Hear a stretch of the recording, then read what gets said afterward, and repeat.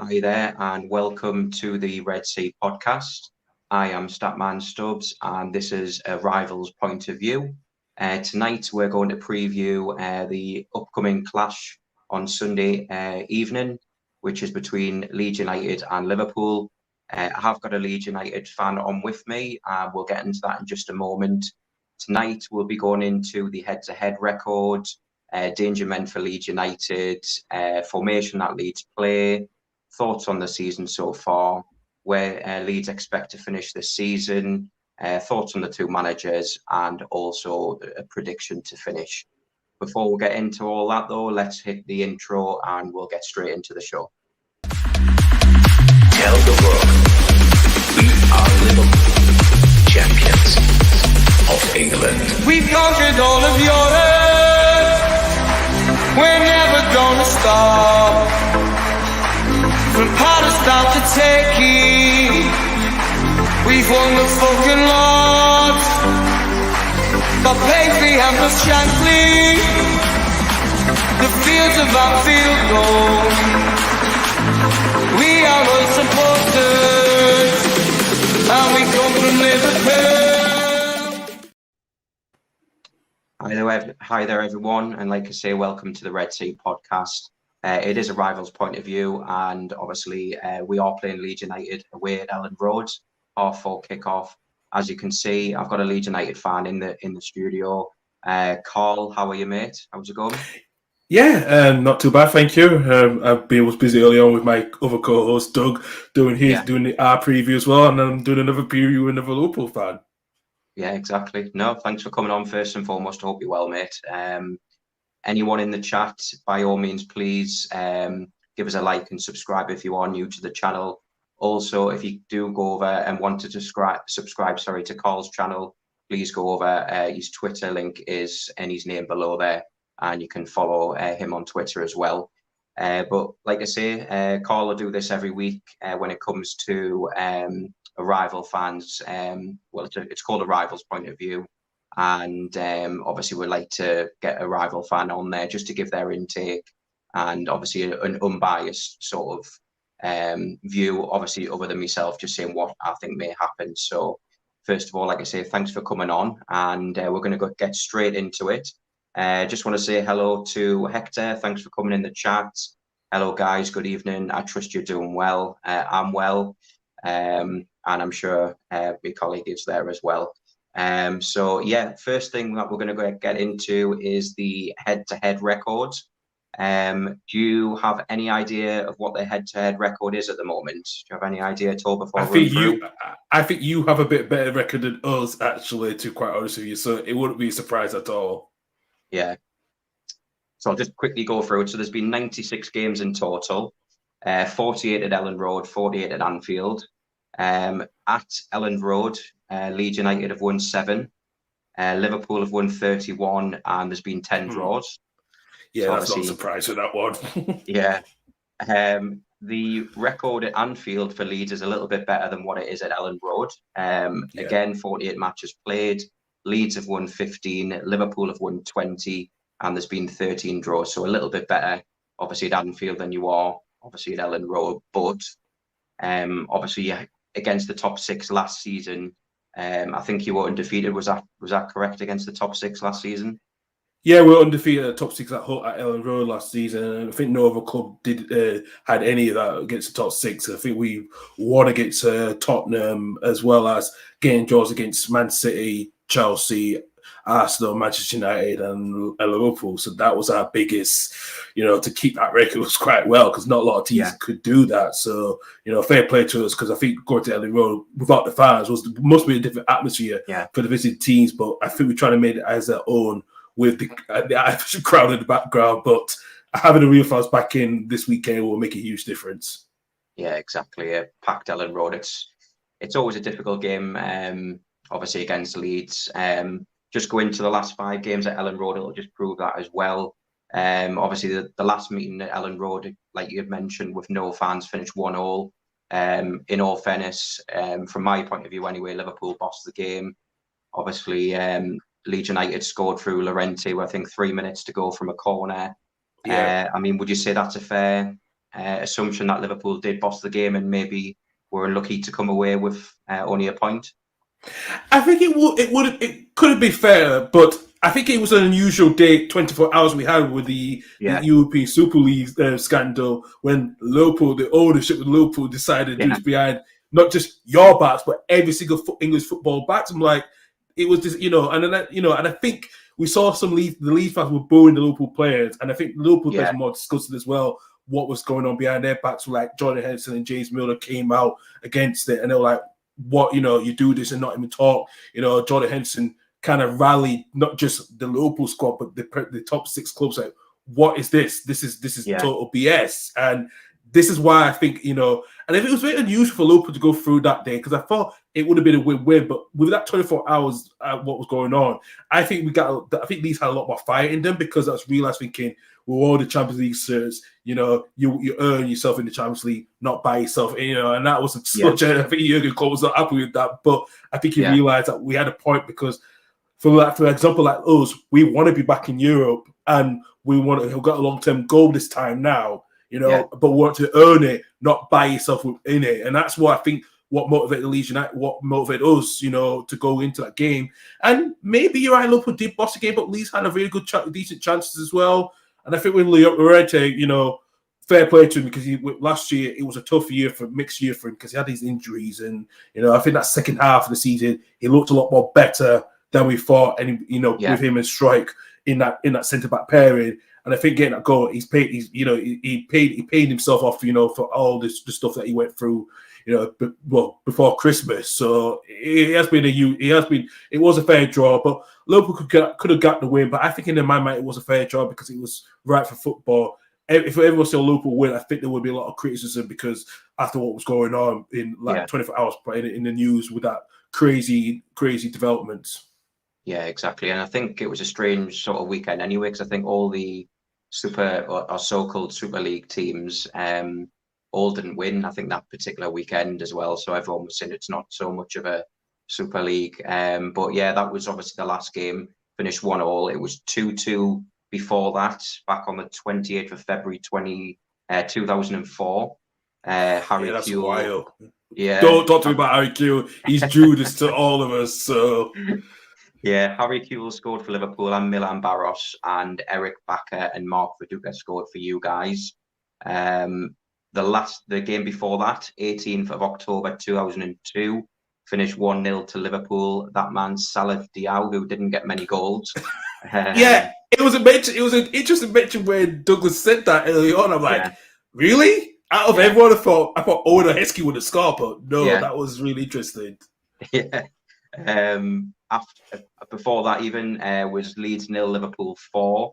Heskey got 2, Owen and a Rio Ferdinand and goal. And I think everyone remembers, well, Leeds United fans will remember the 3rd of November 2000 when you guys won 4-3 and Mark Viduka got 4. I'm sure that's a very, very proud moment for yourself anyway. I remember watching that. I remember watching that game as well. I thought, we did and buried it. And then after we scored 4 goals, I'm like, Liverpool down. I'm like, just didn't actually see that one coming. I really didn't. But obviously we can't not talk about the Brazilian national team and the calling up the players. I think it's an absolute joke myself. I mean, it spoils the game when obviously you've got Rafinha, who arguably is one of your better players. And then obviously we've got Alisson, who in my opinion is probably the best goalkeeper in the world. Fabinho, one of the best defensive midfielders in the world. Obviously Firmino is injured anyway, but do you think that's going to put a dampener on the game, or do you just see it being a very open attacking game still without them players? It's a little bit of both, to be quite honest, no matter if they were in the squad for both sides. I think with you and Alisson, Alisson, like it says, since he's joined the club, he's probably been the best keeper for Liverpool for a long, long time. And, Fabinho's, he's really become one of the best central defensive midfielders as well, and he's versatile as well. And you lot really do depend on him, because, like I said, since Ronaldo's gone, Fabinho's is more the vocal point in that midfield now, and that is really huge. I think Firmino, I have to give a bit of criticism a little bit, because he's not been scored. I know he didn't score a lot of goals, but last season it wasn't his best season. I think he struggled as well, and I think there's been questions like, I think Liverpool do need a new striker coming up at some point at next summer, because I don't see Firmino being that attacking versatile no more. And you got Derek Origi, who you're trying to sell, trying to offload during the summer. But I think it'd be a bit of both for attacking and bit, with or without the players. But for our point of view, not having Rafinha in the team is going to be huge, because like I say, he's our main player, and I just I felt with what's going on with FIFA, the way they've been acting, they're not been acting like with your neighbours across the road when Richarlison didn't go, but it's like, he has a good relationship, he's okay. But you're blaming the other clubs not letting their players go. It is a very uncalled for that one. And Rafinha was going to make his debut as well, but do you know what? He just made his own decision to stay. And our owner, Andrea Rosati, backed him, saying, he's done, we praise him because he understood the situation, because Brazil's on the red list as well. What are you supposed to do? And I think FIFA and UEFA try to be very, lately FIFA and UEFA be trying to be be more powerful and like say, can you accept these VIP? No, you have to be like everyone else. They have to exempt, they can't be exempt from certain criteria. If I think FIFA and UEFA have not done, and UEFA and all the football federations have not done the job properly of dealing with this coronavirus. So we need to get these players about 10 days before a game comes. Why they're not done that to just quarantine them for 10 days and then so far. I think it's ridiculous what they are trying to do, and I think it will ruin the game a little bit as well. Yeah, exactly. Just to go back in the comments, Hector, appreciate you coming on. Any questions that you have, obviously, please put them in the comments. I'll try and get them on as much as possible. Missing Fabinho and Allinson is a big plus for Leeds and a big loss for us. Obviously, the two of our most influential players, like I touched upon. Obviously, it may be a little bit of a plus for Leeds, but obviously, like I say, I touched with yourself a moment ago, Carl.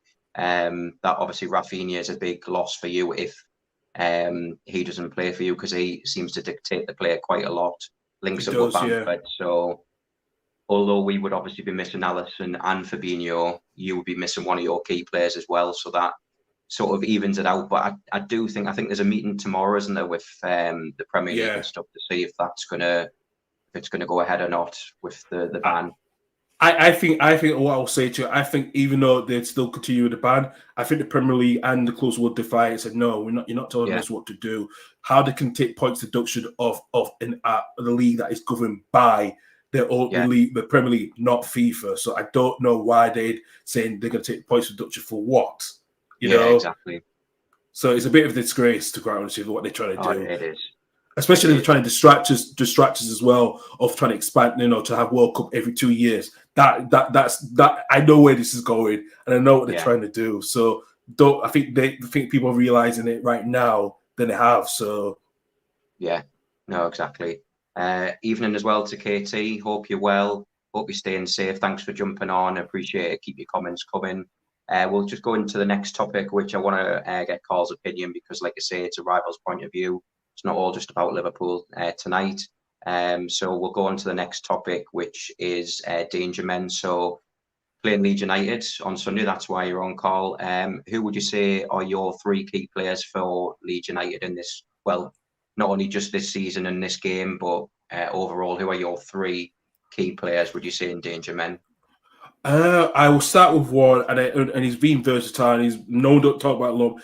It has to be Stuart Dallas, and I think you can see how much he proving he was capable of playing in the Premier League. And we only spent like £3 million for him from Brentford in 2015, 2016, around that time. And you know what? He was the player of the season, was the right choice for most as the fans, So he's very versatile because he can play not just in the midfield, he can play pretty much in the wing back positions as well. So it's kind of huge for us when he's playing, because I think we're always better because he knows what he's doing, he knows his role and stuff.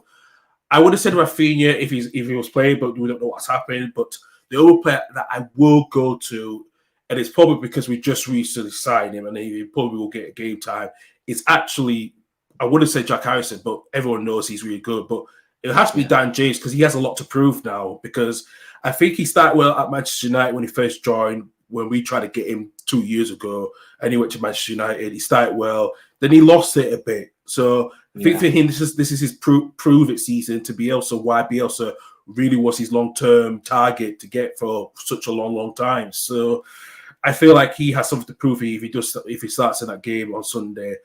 And third, I have to say this, and I know everyone has a mixed opinion on him. We talked about it, but it has to be Diego Llorente. When he plays, I think towards the end of last season, we were the second best defense, and we won most games. We had a better win percentage when he was playing. Without him, we were struggling. So it's like Calvin Phillips effect. When Phillips is not playing, we struggle. When he's there, he was doing better. I think Llorente, came to his best towards the second half of last season. We were second behind you guys as the best defense form guy, from the second half of the season. And it proved well that we did tweak our tactics a little bit better to suit Llorente and destroy it. But Llorente has proven that he can play in our system that we play quite well. So those were three main pillars. I could have chose Phillips, but everyone knows what Calvin Phillips does. I would have chosen other players that don't get spoken as much. Yeah. No, I agree. I think Stuart Dallas especially is a very versatile player, a bit like James Milner, who obviously, how do Leeds fans feel about James Milner? Are they still in support of him, or? Yeah, they're still in support. He's still a Leeds man. That's never changed. And there's always been a talk at some point later in his career. If he does finish his career, he will finish his career at Leeds. There's always been talks about that such a long time. And I think he's one of the few players that we don't boo as much because how much his potential. Because he knew, I don't think he never wanted to leave Leeds, and he was genuine compared to what Alan Smith and at the time when he went to Manchester United and so forth. But I think James Milner's always been genuine. He's always been Leeds through and through. So that has never changed with the fans. He has a very good relationship with Leeds. So his family still go to the games, to these games as well. So that has never changed as well. So no, he's always been one of the players that I love. Despite he left, I still love because he is at some point want to come back and maybe have a coach and maybe have a career there after his playing career. So he may have something on the coaching staff at some point in the years coming. So he's one of the players I really love. No, fair enough. And I mean, you mentioned Dan James as well. Obviously, he's came from your arch rivals, Manchester United. I mean, first of all, are you happy with that signing? And do you think he's going to get a good reception on Sunday? I think he will. I think this has been a long time coming. If you remember 2 years ago when Amazon have been doing a documentary, he was there with the pictures. The shirt, everything was signed. The personal terms were agreed. And then all of a sudden, Swansea backed out the deal because they were not happy with the structure. It was supposed to be a loan deal, but I think it was either loan or transfer fee. And it just ended badly. And then I remember we were playing against Swansea. The fans were singing his name, and do you know what? Since he went to Manchester United, that rumour's never died down. So that's the interesting part because it never died down. We were linked with him last season, and then we were linked to him again, and then we were linked because I think the reason why we were linked with him because we didn't know if it's going to be genuine or not, what will happen. We was happy to go into the last day of the transfer window. But I think with what we do in the transfer in the last day, we'll see what happens. And I think with the Cristiano Ronaldo going back to our arch rivals at Old Trafford, that's what activated, we do need to get Dan James because he's not going to get any playing time under Ronaldo when Ronaldo's there. And you know what? £25 million probably is worth it. Yes, people say it's a lot, but I think he has a value. I think he has good value in him, and I'm happy that he can play that in that wing, in that wide area, which I think we need an upgrade because we know with Alioski, going to Saudi Arabia and so forth. So we did need a bit more upgrade. I think Dan James was a perfect type for that. I know we were linked with Club Bruges, Noah Lang, but for what I heard, the rumours were quite fake, even though it was reported every other day often. So no, I think it was the right thing. We did go back for Dan James on the last day. It was just we knew that we were going to get this through properly, and then there's going to be no issues. And like I say, he signed a long-time contract with us till 2026. I think he's going to have a good couple of years at Ellen Road. No. You make some good points there, Carl. Like I said, and I think, like I said, 25 million is nothing this day and age. He's still got youth on. He's still quite young anyway as well. So I'm sure you'll do well for yourselves. I just want to go back into the chat, Hector, again. Thanks for coming on. Keep the comments coming. Leeds will be Dallas and Click. Sorry. Liverpool will be Thiago and Jota. This is the danger men. I think he's Hector's going about there. And I'll give a reason. I think Matej's Klitsch, and last season he did kind of dropped off towards the end of the season. I think he's one of the players has to redeem himself now this season because Bielsa's put a lot of trust in him. Because I know a couple of years ago we didn't think he was good for us, and Bielsa trusted him in that system that we play, and he's been a huge difference. But towards it last season, his attacking presence did drop down a bit. I did see some stats on The Athletic about it, and it was interesting with that one because he has to prove it. That's why I think Bielsa had to put either Rodrigo or Dallas in that centre mid towards the end of the season, along with Shackleton, to try to see if Click can rediscover his form and try to get back in. But Bielsa knew that something was not right, and he had to make the decision. But we still trust Click anyway. Despite he's just trying to get back to himself. That we saw from the championship when we won the championship 2 years ago. Yeah, no, fair play. Katie again with your comments, keep them coming. Dan James will be a problem in a transition down Trent's side. And Katie also brings up a good point. Will James start though, or will Bielsa look to ease him into the team? Obviously, Carl, you're the Leeds fan. What's your take on that? Do you think he'll start, or will he be on the bench? With Bielsa, Bielsa don't always start new players. That has been a thing. He wants them to understand what his tactics are, what the system needs to play. But because of what's going on with the Rafinha situation, with the Brazil situation, I think he will have to either start him or the options you play Dallas. You start Dallas. They're the only two options they have. So yeah, I feel like James might come on, but you've seen him in the international duty how he set up that goal for Bale against Belarus the other week. I think Bielsa realized he needs to start Dan James, and I think he probably will. But I know in my overhead that he probably will just ease him onto the field at some point during the game. Yeah. And obviously, just to touch upon Liverpool's danger players, obviously, I know myself, but I just want to get your opinion. Now, obviously, other than the likes of Mane and Salah and Jota, is anyone that you're sort of fearing come Sunday? I have to say, it probably has to be. Well, this is a good question because I have thought about this a bit careful with this one. It probably has to be Diego Jota because if Firmino's not providing the goals, or even I know Sané's trying to get back to his best, but I think Jota is the one. It will always be our danger man. Is our danger man to watch for your lot. And one other person I could think of as well. I'm just thinking. I think your left back Timistas is done quite well. I think he could be danger. Be more going down that left hand side, and I think that's what Luke Ayling will need to watch as well too, because like I said, with Andy Robertson not being fit enough. I've seen your Greek left back has been tremendous the first few games, and fair play to him because I know he was. I felt like he was struggling to get back in that side, struggling to get in the side when you bought him last season. But fair play to him, he really stuck out, and then he's played quite well actually the first 3 games. Yeah, definitely, and I think he was a bit unlucky not to start against Chelsea. I don't know if you've seen much of the game or any of it at all. But I did watch the game live, and I know he didn't play, but I think that game against Norwich, he looked better than I thought, and I heard and I saw he had a really good preseason as well. So, yeah, he did. Yeah, it's not a surprise. No problem. We're just going to move on to obviously I know it's only it will be the 4th game of the season, but just your thoughts on the season so far for Leeds. I mean, I think you've is it drawn 2? Draw 2, lost 1. Yeah. We always had a slow start. That's been historically Leeds' situation. I think we had a slow start last season when we lost to you guys in the first game 4-3, and then we beat Fulham 4-3 the following week. So we've always been slow starters. So it's not a surprise for what we see.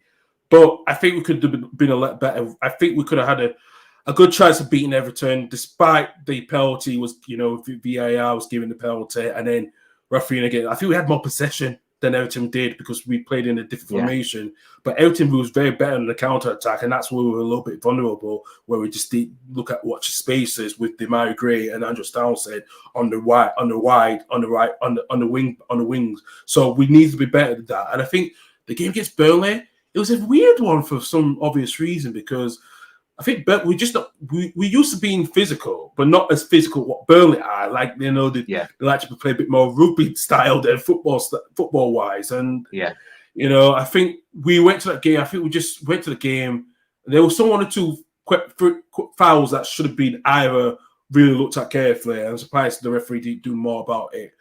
But you know what? I think getting that draw against Burnley did help us a little bit, because if we were lost to our rivals, of course, the penalties as well, I think it would have been there would be more questions on the Bielsa, because we did question Bielsa after the 5-1 defeat at Old Trafford. We did question it, and I think we just now need to realise that Bielsa has to be a bit more flexible now with his tactical tweaks, and I think he will try to go into this game this Sunday, which I think he had a lot more time to prepare during the international break, with some of the players who did go international just sat down and just try to assess how we try to play against Liverpool with their style as well. No, exactly. And obviously, speaking of styles as well, Leeds United, in my opinion, Bielsa only knows to play one way, which is attacking. So it's going to be an exciting game. I think, obviously, from a Leeds point of view, I'm sure you'll not obviously want to be giving the likes of Mo Salah, Sadio Mane, Jota many chances, because obviously if you do, it'll obviously potentially could be a rout. But obviously I don't see it being a rout or any way, shape or form. But do you see it being quite an open attacking game and quite a lot of chances?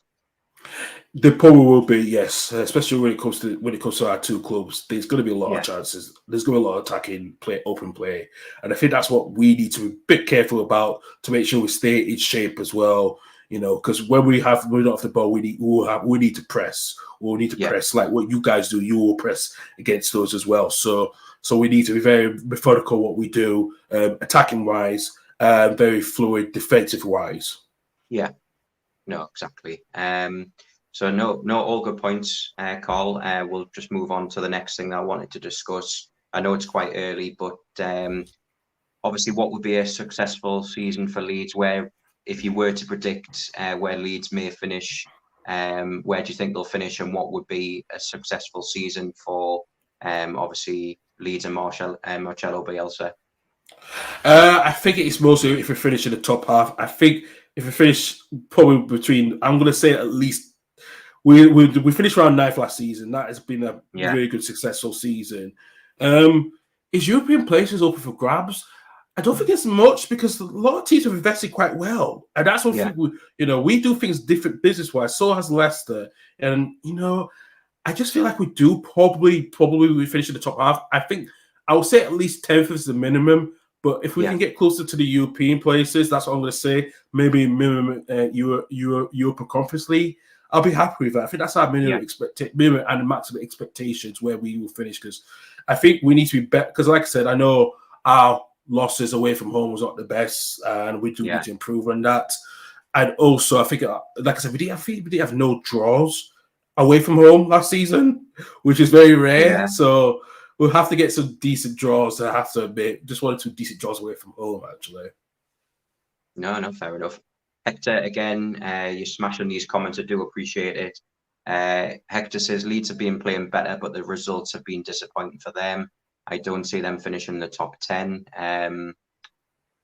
Would you agree, obviously, with what you've just said there? I'd take a call. You'd obviously disagree with that. I disagree 100%. What other team is going to be finished better than us? Arsenal. Look at where Arsenal are at right now. They've not scored in 3 games. And if you said if you beat my hand last year that we'll finish around out where Arsenal were in the top 10, people would be laughing. But we finished close, so we know we can actually at some point finish above Arsenal. Aston Villa did, which is Aston Villa nearly did. So it doesn't matter how much money you spend. If you're playing well, that's fine.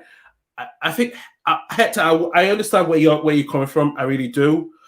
But if you look at the results based on last season and look at where we did need it to be better, I think our defense was just woeful. Like I said, last season we were all over the place.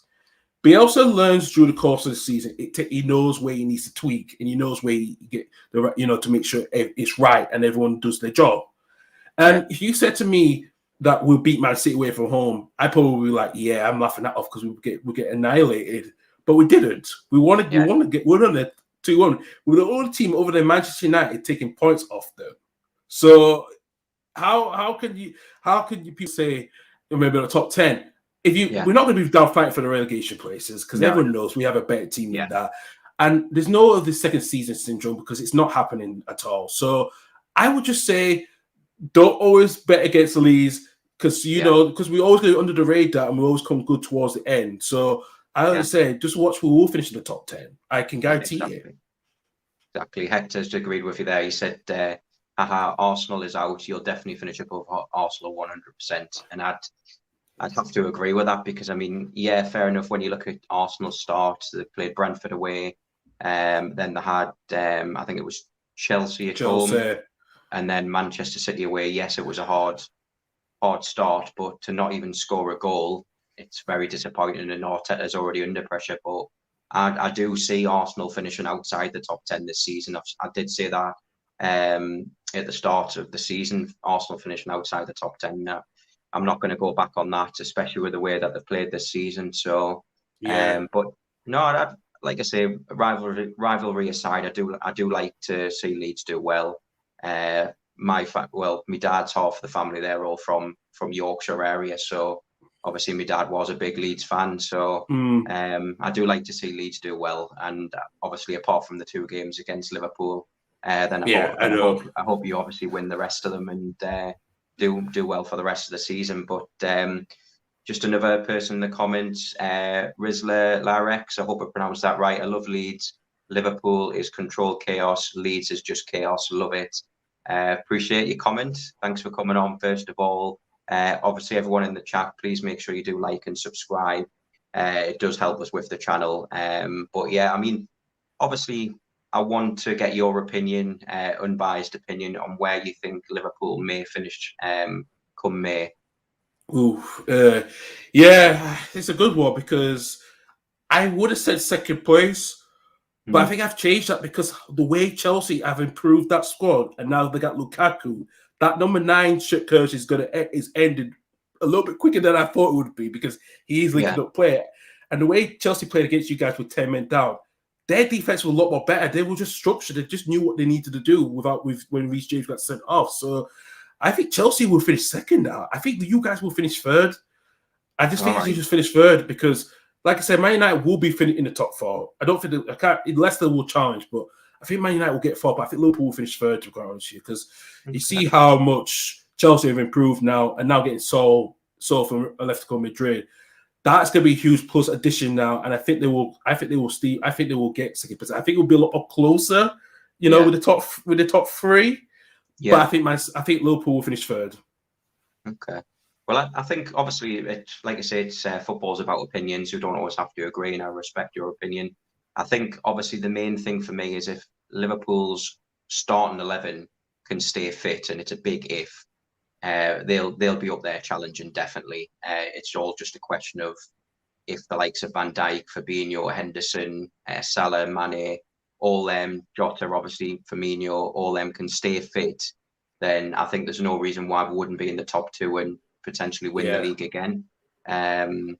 If you look at before the pandemic, we finished, I think, 18 points ahead of Manchester City to win the league. So it's all ifs and buts. But if Liverpool's squad, the main core and 11 can stay fit, then I definitely see them being in the top 2 and hopefully winning the league. I hope so. It's a case if your key players stay fit. I know, and you're also losing Joe Gomez last season was a huge, like I said, along with Van Dijk as well. And I think he had 18 different defender pairings, which was very, very unusual.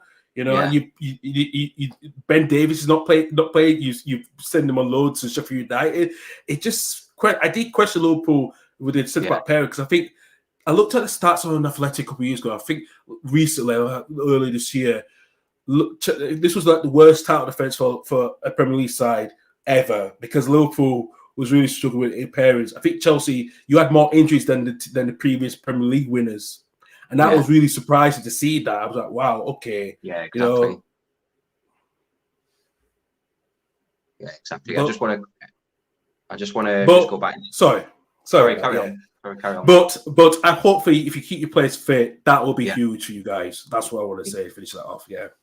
No, fair enough. I appreciate your comments. I just want to go back into the comments a second, because the previous rivals' point of view, we did have SW Lions TV on the channel, and they're in the chat. So, hi guys, hope you're well. He's put up the Chels, and he's told you about Super Kai Havertz. Yes, it was a good goal, but I did also tell you how I wasn't afraid of Lukaku. So I was right about that one as well. But no, appreciate you coming on. I did say it was a battle that Van Dijk would win, and he won it quite easy in all fairness. So yeah, I thought Van Dijk done very well on the day. But yes, Kai Havertz with that goal, it was a sensational goal. So hats off to him for that. But but no, it's nice, just like I say, to get another fan's point of view, because I could just say, well, yeah, I think we'll definitely win it, but that's just more than likely me being biased. I think we're going to be up there, like I've said, but like I say, it's nice to get a rivals fan's point of view, which is what this is all about. Yeah. Just another point here, Harvey Elliott is going to be a huge player this season, low centre of gravity, great view of the game, amazing weight of pass, natural playmaker. If he can stay fit, big plus. Yeah, 100% agree. I mean, have you seen much of Harvey Elliott? Do you like the so far? I do. Of him? I like Harvey Elliott. He's really good versatile player. When I watched him at Fulham, you can see they was touting him, and I wasn't surprised the top 6 clubs were linked with him. I think Liverpool was the right fit. I thought to myself, you could have got yourself another midfielder, because Gini Ronaldo's now gone to PSG, which was very surprising. But if him can stay fit, I think he can be that perfect replacement, actually, if he can stay fit. Because I think that loan at Blackburn last season did do him good. When I watched him in a few games for Blackburn, he looked tremendous. I thought, yeah, he definitely needs to be that Liverpool side. And I think, like I said, if your players are getting injured, I think he's one of the players who will step it up, and he knows he can step it up under the right manager that you have, like Jurgen Klopp himself. Yeah, no, exactly. All good points there. Just want to touch on the next topic that I wanted to get your opinion on. Leeds United's transfer business so far. How would you rate your transfer window out of 10? That's a good one. I would say at least it's come to at least a 7, actually, because I would have said 6.5 if we did get John James, if he was fine. We think we improved in some areas, but I think the one thing we did miss out on was a centre mid, because without Karen Phillips, when he's not there, when he either injured, we need a like for like. Robin Koch is not probably the suitable replacement playing in that defense midfielder, because you're the one that's like the quarterback of the starting level. You need to make sure everything's flowing through right. And I think we needed a centre mid, and we did try to get Lewis O'Brien from Huddersfield, because he's had a very good few years as well, coming from the youth academy. But Huddersfield, me growing up in Huddersfield, I know what they're like. They don't want to budge, and we did try to get him for at least £4 million, but Huddersfield wanted between 8 and 10 million. But because of our former coach, Carlos Coban, who was under Bielsa, is now the head coach manager at Huddersfield, it was hard to get. So, but overall, I think we invested in some areas that we needed, especially the left back, because since when Charlie Taylor left and went to Burnley, we have been struggling for a special left back, and getting Junior Firpo from Barcelona was a very good deal, and it was a huge steal, because the clubs that he was linked to, like AC Milan, the way we did our business, we went to the player and we talked. The other teams did the Zoom call, and Junior Firpo was just not feeling that he was wanted more. So for him to come to Ella Road, it's huge for us, and he's a very good player, because I watched him in the Spanish league as well when he was at Real Betis, and he looked very good. And I think Barcelona just wasted his chance, because when you have a very good Jordi Alba who is still playing well, that's hard to shift someone out of that left back position at a huge club like Barcelona. Yeah, exactly. You make a good point there. Just to go back into the comments, keep the comments coming. I do appreciate it. Little Harvey, I think he is the second salad in the making. Just love him. Katie, again in the chat, thanks for the comment again. Curtis Jones has a lot more to give too. He stepped up in the Genie role in a makeshift midfield last season. So imagine him with Fabinho and Hendo. Yeah, you make a good point there, Katie. He did step up when needed. I mean, what do you think of Curtis Jones? Again, have you seen much of him? I think he's another Gerrard in the making. Actually, I really do like him. I think he's, going to be one hell of a player for you guys in the next decade. There's no doubt about that. He can control that midfield. When I watched him, like I said, I watched him a lot more now during last season. He has stepped up. He has stepped up at a very young age as well too. Yeah. And I think that's what you guys could. You know when you find a talent, you see that spot, and I think that's why having Curtis Elliott you've had it from the academy ranks. He was always good. I think people knew he was going to be the next Steven Gerrard, and and that's very huge for me. A huge compliment for me to say that because if I had to play like him in that midfield at Leeds, I know we'll probably be in the top 6 on a regular basis. But you know what? I think he's going to be a Liverpool captain in years to come. No doubt about it. Him and Trent, him and TA are going to be fighting for that captaincy role after when John Henson calls it a day, because it is going to be interesting. And one thing I go back on the business briefly, the one player that has been bought as well was Jack Harrison. Tremendous player last season on loan again with us for the last 3 years. And to get for £11 million is a huge steal. We spent like £11 million. We spent £11 million in low fees. So £22 million altogether. It's really a good deal, to quite honest with you, the player, because he has grown, especially where he was at Manchester United in the youth academy. He went to the US. He got drafted in the NMLS at number 1 for New York City. And he's been tremendous since he's been with us in the last few years. Yeah, no, exactly. There is a question for you, Carl, in the chat here. So I just want to get your point of view on this. So quick question. What happened against Man United? Leeds equalised, and all of a sudden I was a Leeds fan. Then boom, I was upset. So, Carl, take it away. Yeah, I'll take it away, Hector. Thanks for asking that question. There was a lot for quite honest with you. I think what we did was not better. Mainly our rotation in that central defence midfielder. So 1 minute we had Koch playing in that central defence midfield, and then Strike playing around. It wasn't good, and I think with the spatial awareness, what clicked, we didn't mark our player, the Man United players like Greenwood, and even the other and Pogba, and we were just struggling. And I think we didn't concentrate enough, as well as I think we'll be trying to change our tactics at half time to bring Firpo on, because Rodrigo was struggling, to advance more. So I think it was just our midfield / defense was just not set in stone in a way of where we did equalize. And I think it was just a huge mistake to leave so much space for Pogba, Fernandes, and Greenwood to use. And I think that's what cost us the game hugely. And I think as well too, I think because Bielsa did not pick Calvin Phillips was a huge one. And I know that he would not play players. I think that's speciality. Yes, you played a lot of games in the Euros like Calvin Phillips did, but that doesn't mean you're going to be in a squad in the first 11 on that first game, because Phillips was still not fully fit, even though he played a lot. He played all the games in the Euros. So it was a huge risk that we had to play Koch, and then the rotation was just ridiculous because we didn't need to do that. I think it would have been better if we played Strike, but we didn't know who we were going to play, and but it was a hard one to call. But I think Bielsa knew he couldn't sugarcoat it. He knew what he did was wrong, and I think it's a learning curve for him. Yeah, no, exactly. Great response. Great question as well, Hector. If you've got any more, keep them coming. But no, I mean, like I say, all these comments have been great. We do appreciate them. Just want to go on to the next subject that I wanted to discuss. So obviously, as we're playing Leeds United, I just wanted to get your thoughts, first of all, on Bielsa, and then also what your thoughts on Klopp and what he's done so far for Liverpool. Two of the best managers I've ever seen in the generation. I think with Bielsa, I started first watching Bielsa when he was at Athletic Bilbao, when they're not Manchester United in that in the Europa League.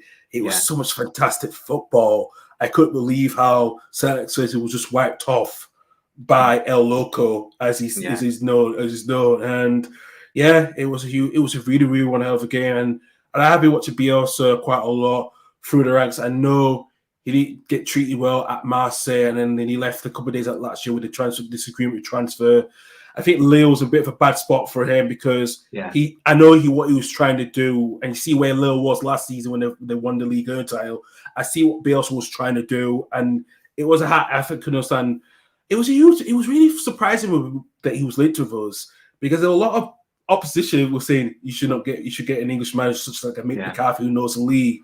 But Bielsa did his homework like he does. In his flat in Wetherby, he'll be doing all these tapes, watching all the teams how they play. That's what he does, and he's blended that to the players' minds now at Fort Arch at the training ground, which has been tremendous. So it has been a huge change, and I think it's been not for the club, but for the whole of the city, because he understands how much an average working Leeds makes. He knows how much they had to save to buy a season ticket, how much they had to pick up the letter and all that stuff. How long he's embedded that saying, you lot are well paid, they're not, but they're paying money to see you guys play well every single week, home or away. And I think that's really huge what he's done to incorporate it into the club. And I think in the next couple of years' time, there will be a statue of him outside Ellen Road. We have named the street after him at the shopping centre in Leeds, at Trinity Shopping Centre. So he's going to leave a huge legacy at the club. And I think without him, I think Leeds would never be back in the Premier League if he did come to the club, to be quite honest with you. Yeah, no, exactly. Yeah, you make some good points. So what about, obviously, Klopp? I know you said two of the best managers, him and Bielsa, but what's your thoughts on Klopp so far and how much he's worked wonders with this Liverpool squad? I think this was like a second coming. When you had Shankly, Paisley, look at how Rafa Benitez won in the Champions League. I think he was that another second coming, and I think when I saw the first game when he played against Tottenham, none of that squad is still there except for Origi. A lot of those players have been changed quite a lot, so it's come a long way. And I think you lot have given him a lot of trust, a lot of patience. I know what he was trying to build, and he has changed the Liverpool Football Club massively, and he's bringing the players through the youth ranks. Like I said, when I watched TEA, his first game was against us in the League Cup in 2016-17. I could see there was a play in the making, like Trent Alexander-Arnold. I really did see that, and I see what he was trying to do. And he's brought the gang pressing. It's tremendous, and that's what Liverpool fans love to see, and it's been loved by everyone, the opposition. How he is himself as a manager, but also a leader behind the scenes, and also for the city of Liverpool as well. So it's not a surprise. You've got two great managers who are leaving a lasting impact on both cities. Yeah. No, again, another good response to that question. We've got Tiago's father, who's one of our co-hosts at the Red Sea podcast. Just saying, please like and subscribe. Tiago's father, hope you're well, mate. Hector Joseph again coming in the comments. Do appreciate it. Bielsa is a fantastic manager. He's very calm, reads and monitors the game from every angle. One thing I love about him is his sitting. What does he drink on the touchline? Is it coffee? Well, it is coffee. That's true. If you saw the time at Marseille, he tried to sit on a cooling box, and someone left the coffee on it, and it burnt. He couldn't believe it. But the reason why we love his city, because Bielsa has the back issues.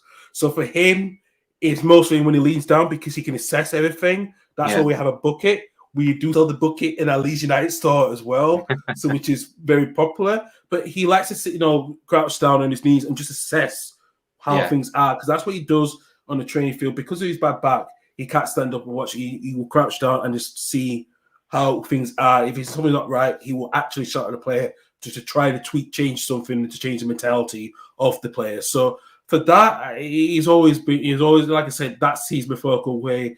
He likes to be very precise and play the right way. And that's why you have players like managers like Pochettino and Guardiola saying he's the father of the coaching football. Yeah, exactly. And Hector's put on there, I now understand. Thanks for the explanation. So there you are, Carl, answering your questions there. Hector, keep it coming. Anyone else in the chat, please obviously keep the questions coming. Try and read through as many as I can. But next, want to go and touch on the final subject, which is what we're here for, predictions. Carl, I'll let you go first. What prediction are you going for? And if you want to be bold, name your goal scorer or scorers. Ooh, I don't think I want to have a goal scorer because it's a hard one. But I said this earlier on with Douglas, and I have two minds with this one. In my heart, I would say a 2-1 win to Leeds. But I'm also in my head, I know that it's going to be a 1-1 draw or 2-2 draw, because both teams are going to go for it. I think I'm going to go with my heart. I say 2-1 because I'm always going to have to back my team. Yeah. I always have to back my team. So, yeah, 2-1. 2-1. Okay. I'm obviously going to also go with that theory as well and back my team to win, which obviously every time I come on this and do this Rivals Point of View, no one's gone, oh, well, I expect your team to win. So obviously everyone always backs their own team, and I'm going to do that as well. And I'm going to go for, it is going to be a difficult game. I do see it. I'm not seeing it being an easy game anyway, shape or form, but I'm going to back my team to win by 3-1. And I'm going to go for Salah to score 2. And I'm going to go for Jota to score as well, and Bamford to score for you guys. So that's my prediction anyway.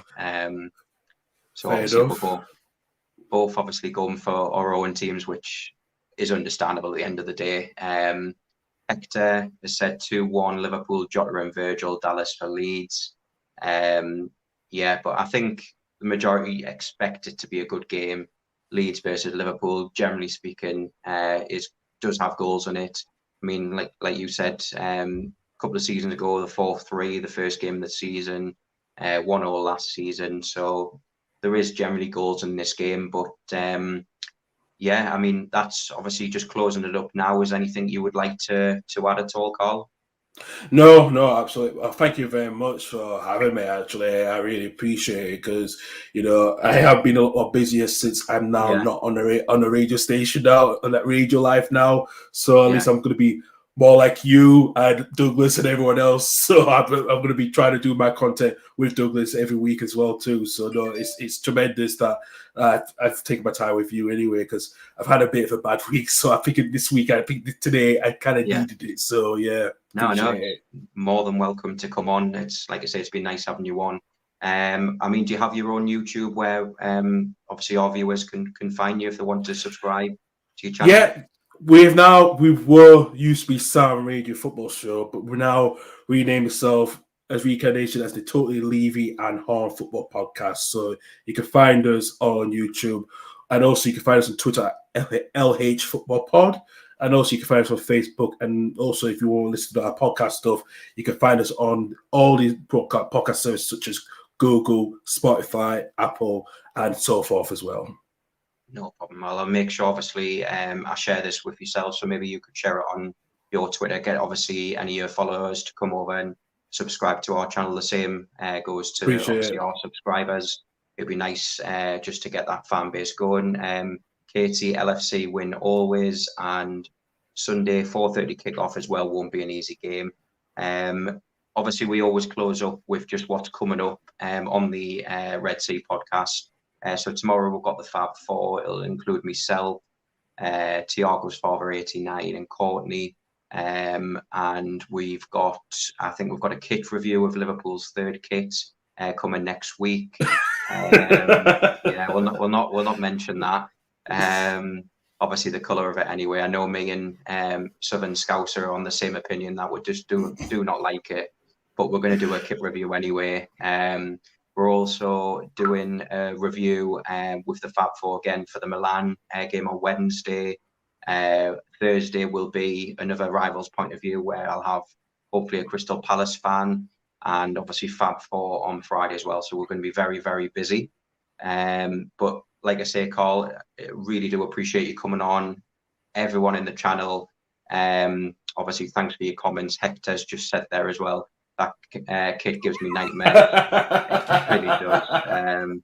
I've seen just before we closed, I've seen a lot of people commenting and saying that it reminds them of Ronald McDonald. And does it give you that sort of vibes, McDonald sort of vibes?